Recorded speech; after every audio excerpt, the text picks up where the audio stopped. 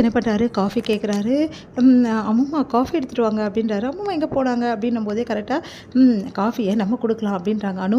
உடனே அபி வந்து நம்ம எதுக்கு அவனுக்கு காஃபி கொடுக்கணும், காஃபி தானே கேட்குறான், அவனுக்கு கொடுப்போம், ஒரு நிமிஷம் இருங்க எடுத்துகிட்டு வரேன் அப்படின்னு சொல்லிட்டு அனு சொல்கிறாங்க. உடனே அதில் மிளகாத்தூள் அள்ளி போட்டுட்டு இருந்து கொடுக்குறாங்க. அதை குடிக்கிற வந்து என்ன பண்ணுறாரு முரளி, அப்படியே வந்து காரம் தாங்கம்னா பயங்கரமாக கத்துறாரு. நல்லா கத்துறியா, கத்து எவ்வளோலாம் எங்களை டார்ச்சர் பண்ணியிருப்ப, அதுக்கெல்லாம் நீ அனுபவிக்கணும்ல, இப்படி பழி வாங்குறீங்களா உங்களை அப்படின்றாரு. உடனே வந்து நீ என்ன பண்ணாலும் வேலைக்கு ஆகாது, இப்போ நல்லா எரியுதா, எரிட்டும் அப்படின்றாங்க அபி. அது கேட்டுட்டு அபியை பார்த்துட்டு ஐயோ இப்படி பண்ணுறாளே அப்படின்னு சொல்லிட்டு டென்ஷனாக வராரு. போயிட்டு அப்படியே ஐஸ் கட்டி வந்து சாப்பிட்றாரு. அப்புறம் தண்ணி குடிக்கிறாரு. அடங்கவே மாட்டேங்குது, எரிச்சல் அடங்க மாட்டேங்குதா, அந்த எரிச்சல் அப்படியே இருக்கணும், நீ இதுக்கப்புறம் காஃபி கேட்பேன் நீ அப்படின்றாங்க. அபி இப்படி பழி வாங்குறாங்களே, இப்போ என்ன பண்ணுறது அப்படின்னு சொல்லிட்டு யோசிச்சுட்டு இருக்காரு. இங்கே வந்து ராகு வந்து வராரு. ராகவ் கிட்ட வந்து நடந்த விஷயத்தை வந்து சொல்லி சிரிக்கிறாங்க அபி.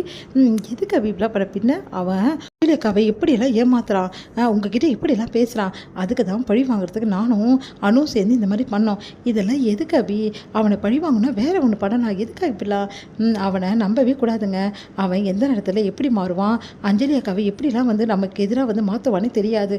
ஆமாம் அக்கா வேற நம்ம மேலே இப்போ நம்பிக்கையே இல்லாமல் இருப்பாங்க, நம்ம என்ன சொன்னாலும் அவங்க நம்ப மாட்டாங்க, ஆமாங்க நம்பவே மாட்டாங்க அப்படின்னு சொல்லிட்டு இருக்காங்க.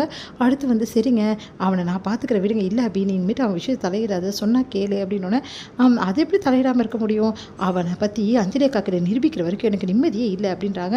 உன்னை கையை பிடிக்கிறாரு. அப்படியே வந்து ராகு வந்து பார்க்குறாங்க. அபி என்ன அப்படின்னோடனே, ஏன் அபி இவ்வளோ ஸ்ட்ரெயின் பண்ணிக்கிற, இங்கே பாரு உன்னை நான் நம்புகிறேன், நீ வந்து எல்லா பிரச்சனையும் தீர்த்துருவேன்னு எனக்கு தெரியும், ஆனால் நம்ம 2 பேர் சேர்ந்து இதை பண்ணலாமே, ஏன் நீ தனியாக மட்டும் பண்ணணும் அப்படின்னு சொல்லிட்டு அப்படியே சொல்கிறாரு. அதை கேட்டுட்டு அப்படியே ஒரு நிமிஷம் தண்ணியை மறக்கிறாங்க அபி. அப்புறமா வந்து கையை எடுத்துடுறாங்களே, பரவாயில்ல நானே பண்ணுறேன் அப்படின்னு சொல்லிட்டு ஓடி போயிடுறாங்க. கூடிய சீக்கிரம் என்னோட அன்பை எல்லாத்தையும் நீ புரிஞ்சுப்ப அபி, நான் புரிய வைப்ப அபி அப்படி சொல்லிட்டு யோசிக்கிறார் ராகவ். இங்கே வந்து என்ன பண்ணுறாரு, முரளி வந்து செம்ம டென்ஷனாக உட்காந்துருக்காரு. இப்படிலாம் பண்ணுறாங்களே அப்படின்னு சொல்லிட்டு அப்போ அபி வராங்க.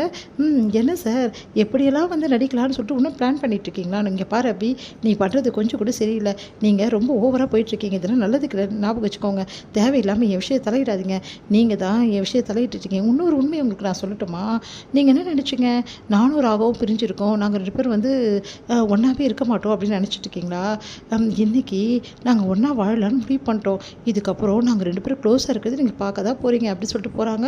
அதை கேட்டு வந்து முரளி அதிர்ச்சி அடைகிறாரு. என்னது 2 பேரும் ஒன்றா வாழ ஸ்டார்ட் பண்ண போகிறாங்களா அப்படின்னு சொல்லிட்டு பயங்கரமாக டென்ஷனாக வராரு. உடனே வந்து செம காண்டாக இருக்காரு. உடனே கேட்குறாங்க, அஞ்சலி என்னாச்சுங்க, என்ன ப்ராப்ளம், எதனால் இப்படி இருக்கீங்க அப்படின்னு. ஒன்றும் இல்லை அப்படின்னு எட்டி பார்த்துட்ருக்காரு. என்னங்க எட்டி பார்த்துட்ருக்கீங்க, அங்கே ராகவ் ரூம் தாங்க இருக்குது. ஒன்றும் இல்லை சும்மா தான் பார்த்தேன் அப்படின்றாரு. ஒன்றும் புரியலையே, இவர் எதுவும் யோசிக்கிறாரு அப்படின்னு சொல்லிட்டு யோசிக்கிறாங்க. சரிங்க அம்மா நீங்கள் போய் தூங்குங்கன்னு சொல்லிட்டு தூங்க வச்சுட்டு வந்து என்ன பண்ணுறதுன்னு தெரியாமல் யோசிக்கிறாரு.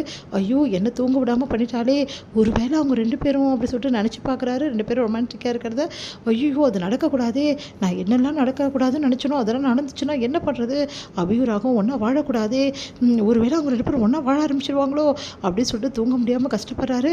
சரி எப்படியாவது வந்து அவங்க ரூமை நம்ம போய் பார்த்துட்டு வந்துடும் என்ன நடக்குதுன்னு சொல்லிட்டு வெளியே வராரு. வெளியே வந்தோன்னே அப்படியே லைட்டை போடுறாங்க. அதிர்ச்சி அடைகிறாரு.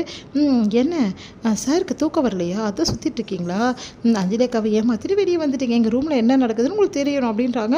அதை கேட்டு அதிர்ச்சி, அது வந்து எனக்கு தெரியாத உன்னோட கேவலமான புத்தி என்னன்னு சொல்லிட்டு, இவ்வளோ கேவலமாக இருக்க, எங்கள் ரூமை எட்டி பார்க்குற அளவுக்கு நீ வந்து ரொம்ப கேவலமானவள, இப்போவே அஞ்சலி அக்கா கூப்பிட்டு உன் மானத்தை எடுக்கட்டுமா அப்படின்னு சொல்லிட்டு கேட்குறாங்க.